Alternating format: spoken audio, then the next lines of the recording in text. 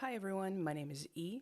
I am a professional screenwriter. I've been writing for 15 years of my life now, and these are 10 mistakes that fanfic writers make and how to avoid them. Let's start off by saying I wrote my first fanfic all the way back in 2009, and I've made every single one of these mistakes, so I feel very equipped to talk about them. I think these are mistakes in the broad sense. These are obviously things that people do, that I myself do every now and then, still to this day. So don't see mistake as a cardinal sin. It's more kind of like a pitfall and a thing that if you can avoid it, I think your writing is going to go from good to great. So, the first thing I want to talk about is Mary Sue's. People who don't know, Mary Sue's are characters that are basically flawless, right? They are good at everything they do. They have all these skills. They know perfectly how to handle a situation. The fundamental problem with Mary Sue's is that they're simply not human. They feel off because human beings are flawed, right? And we're writing a character that has absolutely no flaws. It's why Superman has kryptonite, right? Every human being has an Achilles heel. Every character needs to have something that they're not good at. And if we look at ourselves as human beings, because most of the characters we write are human or humanoid at least, we have a plethora of things that we're not good at. We have things that we're good at, we have things that we suck at. That's just, again, being human. Nobody's good at everything. So if we read characters that happen to have the exact right answer to every single situation, there's no conflict, and therefore it's not a very good character, right? The concept of stories inherently is that we want to read them as an audience to learn. We want to see people fail. We want to see people learn the lessons that maybe we ourselves have to learn. So, in that sense, and that last bullet point is a bit clickbaity, but characters need to be tortured. Not tortured as in we need to put a car battery on them, but well, we can. It's your story, it's your prerogative, but we need to test our characters' limits all the time. Even just in normal scenes where they go to the bakery to get a bread, there needs to be something that challenges them. And these Mary Sue characters often self inserts as well, which is a whole other thing. You do you, but these Mary Sue characters are kind of red flags in the sense that if I see a character that's good at everything, I'm probably not going to continue reading the story because there aren't going to be many lessons learned, right? Number two is length and pacing. Now, this is obviously something that is at your own discretion. I'm never going to be, if I'm reading something and I see that it's only a 2,000 word story, I'm obviously not going to say it's too short. But the point that I want to make here is respect your audience's time and patience in the sense that if you put weeks between chapters and someone's really into the story and then you upload a chapter that's only 300, 400, 500 words long, your audience isn't going to be very satisfied. As a rule of thumb, and something that, people might need to know, but 1K words, so 1,000 words, which is for me personally kind of my soft under limit. I'd like to have all of my chapters be at least 1K in length. But reading 1,000 words only takes a human being 5 minutes. So you could have spent all that time, all these hours crafting a chapter that is 1,000 words long. And once you release it, it only takes people 5 minutes to read. And that sucks, obviously, because you want people to, enjoy it and experience it. And people do. That's not the point of this. But the thing is, if you only upload chapters that are 300 words long and stuff, your scenes aren't going to be able to breathe, right? A scene that is only 300 words long is a very short scene, and so you don't have a lot of oxygen to let characters experience things, to let characters think or reflect. And all of this to say, obviously, if you want to write a 300 word chapter, power to you. But if you want to have a certain relationship with your audience, again, turning your story from good to great, you might want to consider making your chapters a little longer, have a bit more happen in them, have a bit more description of all the things that are happening. Number 3 is OOC writing, out of character writing. And the caveat I'm putting in there immediately, obviously, is unless it is explicitly the point, right? Obviously, you can have characters be out of character. That's the whole point of writing fanfics, is technically you're sandboxing with the show that you're writing for or the book you're writing for or whatever. But you have to understand that people specifically read fanfics of a certain book, of a certain show, of a certain universe to see the characters in other situations than what we see on the show. And what that means is if you're going to go extremely far from how the characters are canonically, then what's the point of that person reading the story? Then you might as well write them, with original characters, or write something that is with other characters from another universe. If I read let's say a Doctor Who fanfic, I don't watch Doctor Who, so I'm not going to go into too much detail, but say I read Doctor Who fanfics, it's because I want to know what the characters in Doctor Who do in your story. And if you're going to make the Doctor completely different from how he is in the initial show, then I'm kind of going to be like, well, then what was the point of me reading all this, Another important thing to remember is that character writing with characters that aren't yours, to me, is one of the ultimate writing tests. And it not just to me, because the concept of spec scripts, I don't know if you guys know what that is, but a spec script is basically a professional writer writing a speculative episode of a show that already exists. It used to be more of a thing than it is now within the industry, and it's not really a thing in my industry personally where I'm from, but I know that in the American industry it used to be a very big thing, which is that if you want to write for Family Guy, you are gonna apply for Family Guy having written a spec script of not Family Guy itself, because that would be a conflict of interest, but something similar like The Simpsons. You write an episode of the show that is not being made. So essentially, you are writing a fanfic in a professional manner of a show. And back when I started out, back when I first went to film school and stuff, I did a lot of that. I took a lot of shows that were already on air, and I basically wrote fanfic versions or episodes that I would want to see, which is a big test of how good you are as a writer, because the majority of writing gigs, personally, that I've gotten, for example, have been using other characters that already existed. And I step into a universe where I am kind of forced to play ball with the characters that already exist, characters that probably maybe already have been cast. So I know how these people talk. I know what these people do. I know the previous canon that happened. And so it's my job to take those characters, make them realistically do XYZ with them. So if you want to develop your skills as a writer, it is actually an extremely important skill to start developing how to write in character with characters that aren't your own. Because it's easy to just grab an OC and just be like, okay, I'm going to make this one Rebecca, and Rebecca is going to be a nurse because I need someone who has medical knowledge in the story. And it's easy to kind of clay a character that doesn't exist into what you want it to be. But it's far more of a challenge to kind of make it work with parameters that aren't your own. Does that make sense? So in character writing is extremely valuable.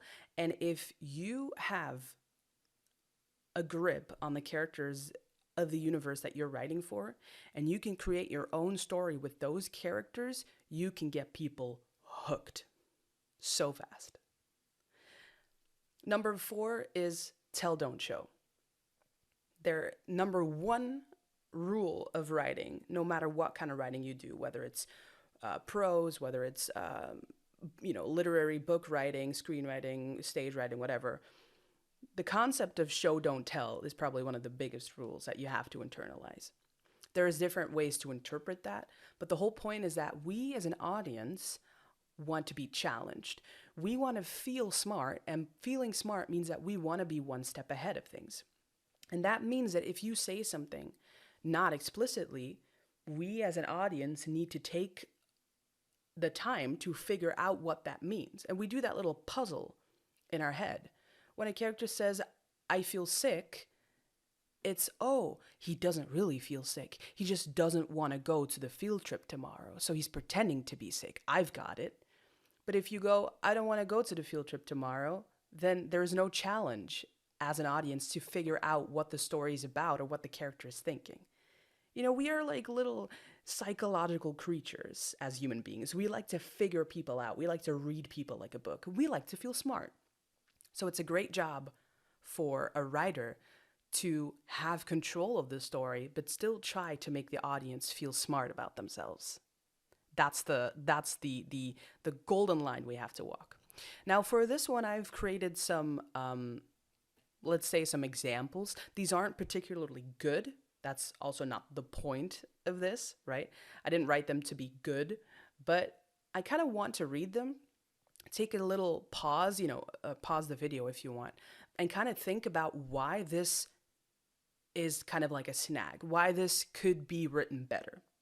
Okay, let's go over them together. So the first one, her heart pounded painfully. Her mouth went dry. Her palms felt clammy, sweating profusely. Her legs trembled, barely keeping herself upright. So this is a lot. This woman is obviously going through something. I didn't provide any context, but let's say she just got some bad news.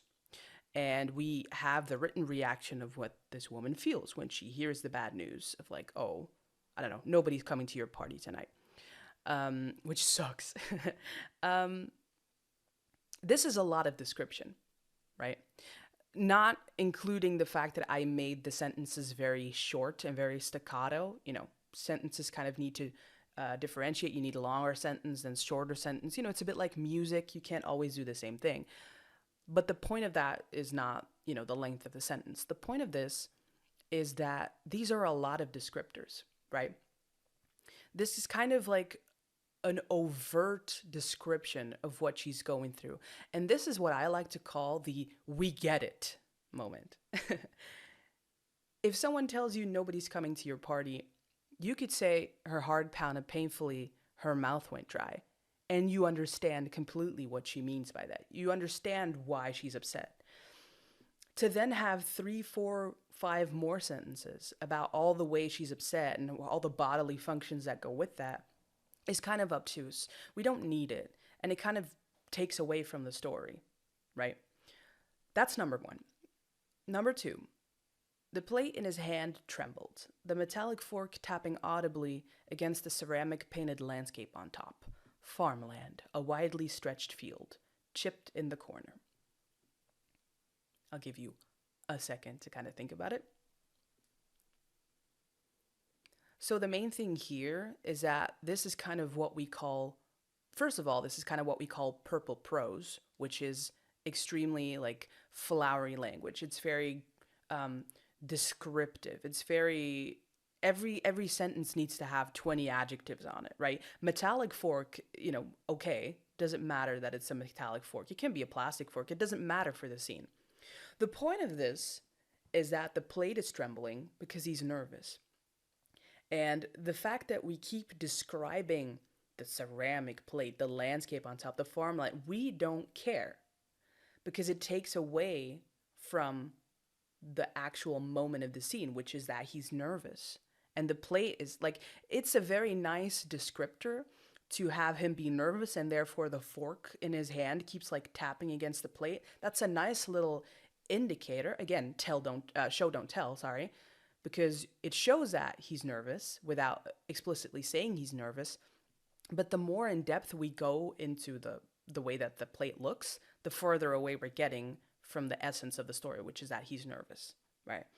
So this is like a very large way to kind of get distracted from the concept of your story. You can have descriptions Just try and keep them focused on what you're actually trying to tell.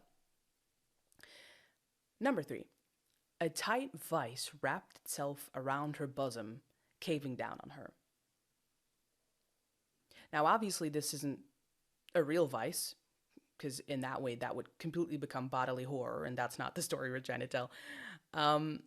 This is what I call thesaurus talk. So this is basically just a very, very grand way of saying her chest tightened. Yeah, her chest tightened. That's 3 words. And that's the exact same thing as what is written down here. Sometimes people want to sound very grand by making every single word in a sentence a more fancier word, right? It's like when you take a thesaurus to every single word and you try to make it fancier than it is. There's no need to do that. There's no need, right? Her chest tightened is just as much of a powerful punch when something happens. There's no need to go with all this extremely flowery, obtuse, you know what I mean? Sometimes less is more. Oftentimes, actually, less is more. And a mistake that some writers that are starting out want to make is that they want to sound smart. You don't need to sound smart, because if, again, the audience wants to feel smart, and if the audience thinks that you want to be smart as the writer, we're going to kind of lose respect for you. Just kind of be on our level, we want you to be on our level. Number 4, he shook his head, feeling betrayed by her words. He couldn't believe she could say that to him. Let me give you all a few seconds to figure this one out. So this one is, I think, the most self-explanatory one. And this is the one that initially we started out with. This is the absolute epitome of tell, don't show. This is someone writing down exactly how the character feels and why. It doesn't read satisfyingly. It doesn't read like we're actually learning something as an audience. This is spelling it out, spoon-feeding us the information that we don't want to be spoon-fed. We want to figure things out ourselves, like I said. So try to avoid explicitly stating what a person is feeling. Again, these 4 things can work in moderation. These 4 things combined together actually make a pretty solid story. But you have to know when to quit, and you have to know when to use certain things. If 1 and 4, so her heart pounded painfully, and number 4, shook his head feeling betrayed, if these 2 kind of have a little baby in your story, so when he receives the bad news, he shakes his head, his heart pounding painfully in his chest, oh, that's the good stuff. Oh, I can't believe she said that to him. You as the audience can say that. I can't believe she said that to him.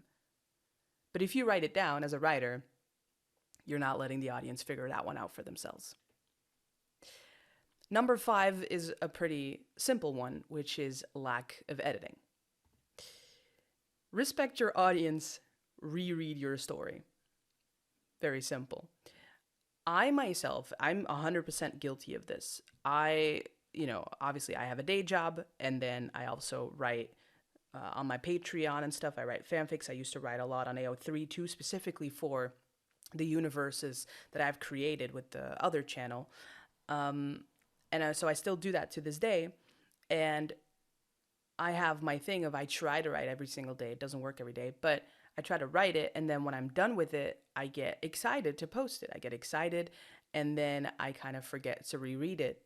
And then sometimes when you forget to reread your story, you can kind of have some stupid typos and stuff in there that when you afterwards read it, you're like, oh my God, I can't believe that has been in there for days, right? Obviously, lack of editing and grammar mistakes, spelling mistakes, does not mean that I'm bashing on people who are non-native English speakers. I myself am a non-native English speaker. The first fanfics that I uploaded back in 2009 when I was 12 or 13 years old in my non-native English language sucked. I remember the first, when I reread them years later, I was like, how did people comment on this nicely? How did people comment on this saying this is good stuff when I myself am actively dying inside and want to throw myself under an overpass, right? It was insanely bad. It was grammar mistakes. It was like everything under the sun that you could think of.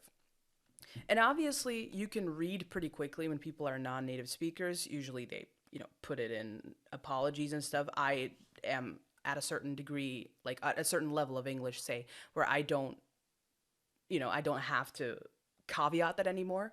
I'm pretty fluid, so if I make stupid mistakes, usually I can catch them. Don't be mean to people who are non-native speakers. But that doesn't mean people can't edit, people can't reread, people can't try again. Beta readers exist for a reason. If you can have a beta reader, people who want to do it, do it. Ask your friends to do it. Ask a teacher to do it, which is stupid, but that's what I did in 2009. I sent it to my English teacher and I was like, hey, can you kind of help me out? And she kind of helped me out. She kind of took away some grammar mistakes and stuff. Now that I think about that, again, that makes me want to die inside. But that's what I did because I wanted to do a good job. And then number 3, kind of self-explanatory too.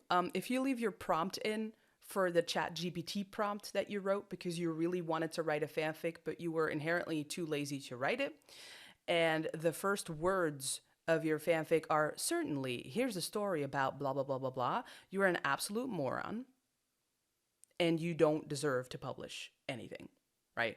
I know that's kind of harsh. People know my stance on AI. I use AI, don't get me wrong, but I don't use generative AI. And especially not because I'm a writer. That actively takes away at my job. Listen, if you want to write a story, if you want to read a story, about something, and you really want to read a specific story and people haven't written it yet, what's stopping you from just going to ChatGPT and saying, write me a story about these characters, blah, blah, blah. There's no issue in it. I don't have an issue with it. My issue is when you start publishing it. Because then I'm like, what's the point? What's the point of publishing it? You didn't publish it. You can't take credit for it. Anyway, that being said, even if you decide to publish your ChatGPT generated fanfic, I wouldn't care too much. I'm just not going to read it because I'm going to be able to tell after a few sentences. But if you explicitly leave your prompt in the story because you are too lazy to even reread what the ChatGPT wrote, I'm sorry, but please leave this video. Click off. Number 6, continuity errors. I have a beautiful anecdote about this one. I myself am extremely guilty of not being able to keep track. I know people who've, been to the channel. I've improv'd a long form show about 200 episodes that I basically improv an episode of every single night. I could barely keep track of the stuff. And then people were like, oh, that's such a genius thing that she said that because in 10 episodes ago she said this, and I myself am thinking like, oh, I did not mean for that to, I barely know my own name or what I ate for breakfast.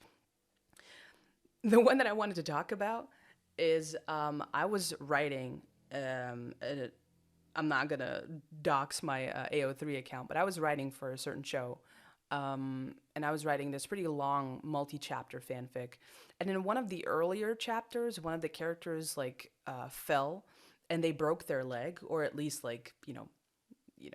sprained it or whatever. They basically couldn't walk on it. They were limping. And they were in an isolated place, so they couldn't get help. They splinted it, and that was basically it. And then a few chapters later, there was this chase where they had to run away, and they were sprinting because I think the character's pretty fit canonically, and so I was like, obviously she's the first one to run out the door. And then I got 20 comments being like, wasn't her leg fucking broken? And I was like, fuck, you are so right. I apologize for that. Reread your own stuff. Reread your own stuff. Even just to take out the spelling mistakes, yes, but also to reread it so you have an idea of what's going on, especially if you've been on hiatus for a long time. If you haven't, done the story in a bit. I myself have fanfics right now on my Patreon that have been, in progress for months now. If I ever decide to pick them back up again, I need to actively analyze the whole thing before I start again, right?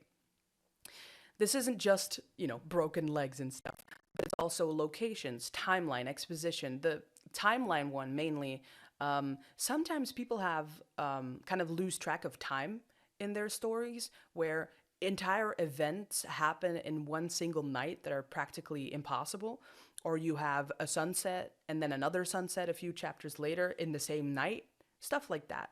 Stupid, but that's why you keep track. You keep track of locations. Is it realistic that someone lives in New York City and then their boyfriend gets kidnapped in Boston, and 1 hour later they are there to be like, oh, my boyfriend is kidnapped? Is it realistic? Does it matter?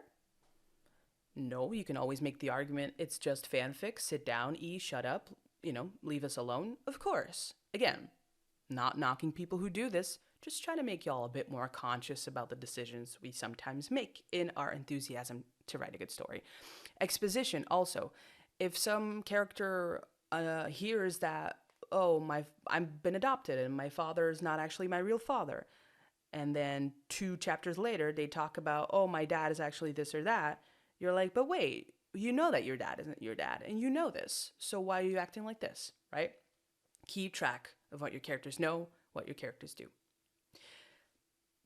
Another aspect of this, which is like a slightly smaller aspect, maybe a bit niche, but I wanted to like touch on it anyway. Canon breaking continuity. Let's say that you write for a show where, I don't know, there's no more oxygen on the planet, apocalyptic, and there's no active oxygen on planet Earth anymore. If you want to break that canon continuity of, okay, but there's one person who can breathe outside without an oxygen tank, the chosen one, the Ellie of this universe, okay, sure. But then you have to explain that, right? If you all of a sudden just go out of the woodworks and come with someone who breaks the canon that is in the original material, you kind of have to explain it, because that is a continuity error. Okay. Number 7. Kind of a general thing, but again, one of the most important rules of storytelling, whether it's fanfic, whether it's Oscar-winning story, lack of conflict.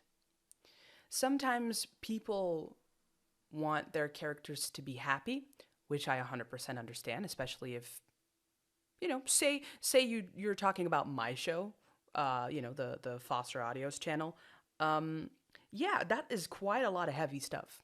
And I understand 100% why you want those characters to be happy in fanfics, and you want to protect them and treat them as baby chicks who are like getting set free in order to, no one's going to hurt you anymore. Yes, but conflict is inherently human. Conflict is inherently something that helps us change as people. If you spend all day inside your room not taking any risks, yes, you're going to have a very safe life, but you're also never going to experience anything. You're never going to learn anything. You're never going to grow as a person. Without conflict in your life, there is no change. You know that stupid thing that people say that equates life to video games, where at least you know that if you're encountering enemies, you're going the right way?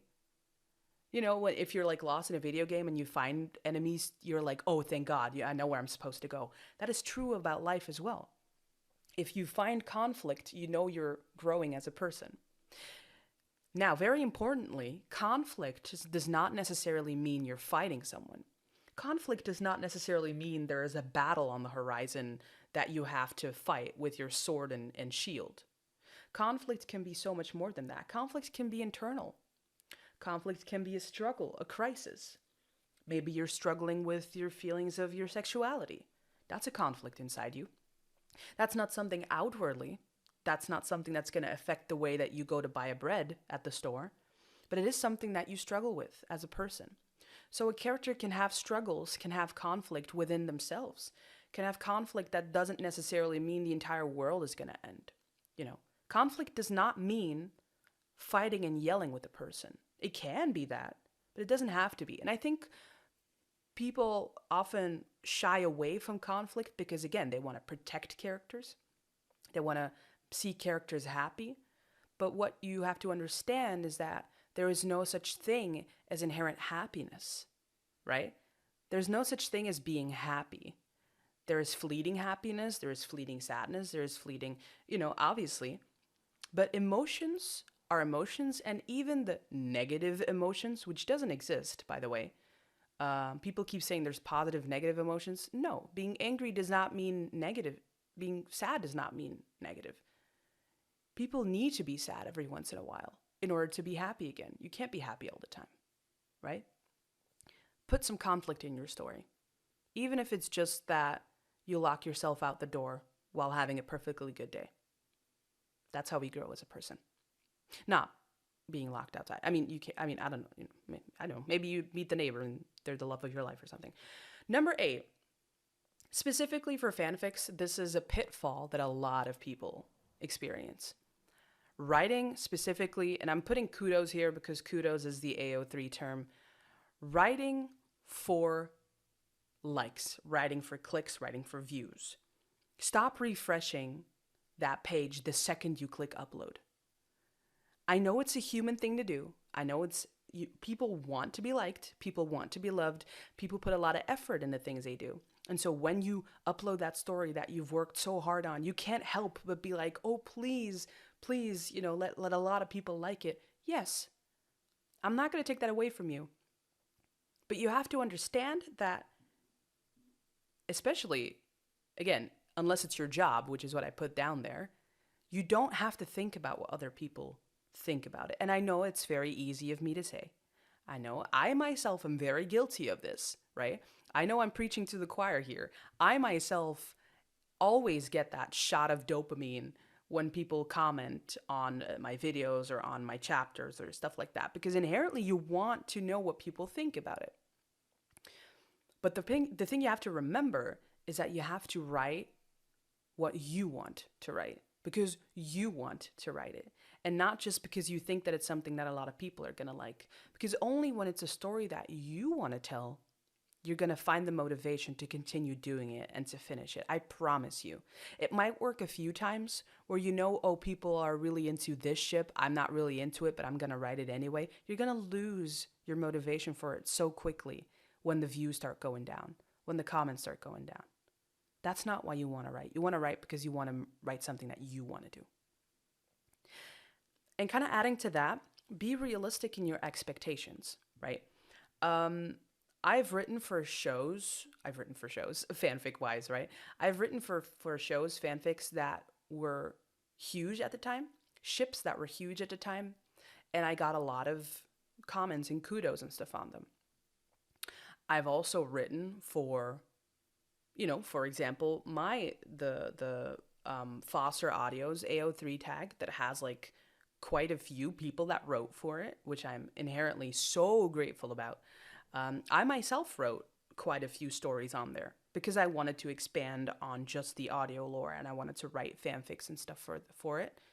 I've always, said that it's fanfic, so none of what I write is inherently canon unless I say it is in the videos and stuff. But the point is, there are only a handful of people that wrote and that read those fanfics. So when I wrote those fanfics, I knew, if I get 1 or 2 kudos on this, that means a lot, because that means that a lot of people, have read it. If you write for something that has millions of people reading it and you only get 2 clicks, yes, you can say that's technically a failure. I don't believe in failure. I don't believe in flops. Again, I believe if you write what you want to write, your story can never flop because it's your truth, right? But you have to be realistic you can't expect, if you write for a Foster Audio's tag, unless, whatever happens and it booms out of nowhere. But, you have to be realistic in the audience that you're writing for when it comes to numbers. And stop thinking about how many kudos you have. It doesn't matter. This is not internet credit you can use to cash out a 401k on. Kind of adding to that whole kudos comments kind of thing, a big pitfall that people have is not taking feedback or not taking feedback properly, right? Now let's start off by saying hate comments do not equal feedback, right?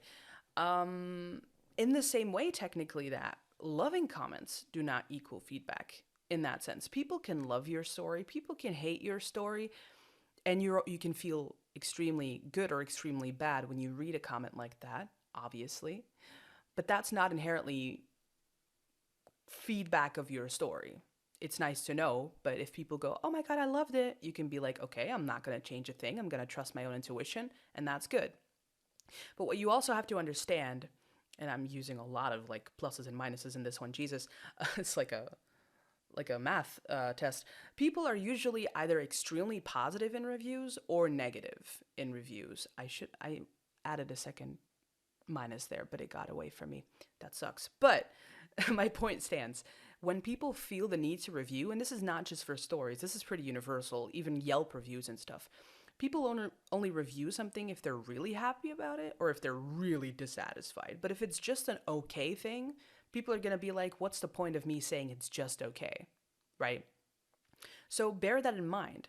If you have 1,000 people reading your story and only 10 people comment on it, and 5 people say, it sucked, I hated it, and 5 people say it's the best thing I've ever read, and I'm so happy you wrote this, there's 990 people that just read it and probably just either found it good or, bad or whatever.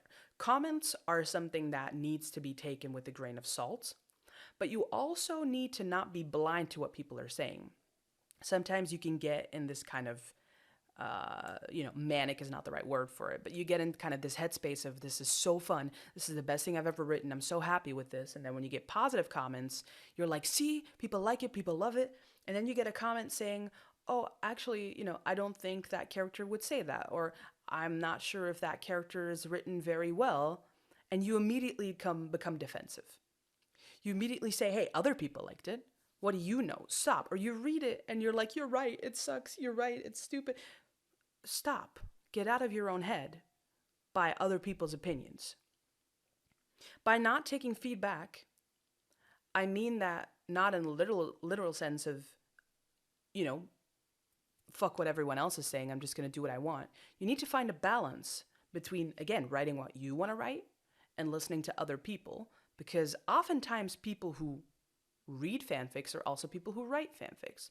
For all you know, that person commenting could be a Pulitzer Prize winning person. For all you know, they could have never written a single word in their life. Sometimes when I read reviews, I'm like, you can barely put 3 words together. What are you commenting on my stuff for? And critiquing it. But you always have to understand that if people leave a comment, they kind of do it because they want to invoke something within you. Whether it's just a troll, whether it's just to try to make you make a positive change. You can take it or leave it. But the skill is to learn when to take it or when to leave it. I think that's the biggest point of this. And yeah, defensiveness looks really ugly. Don't start fighting with people in your own comment section.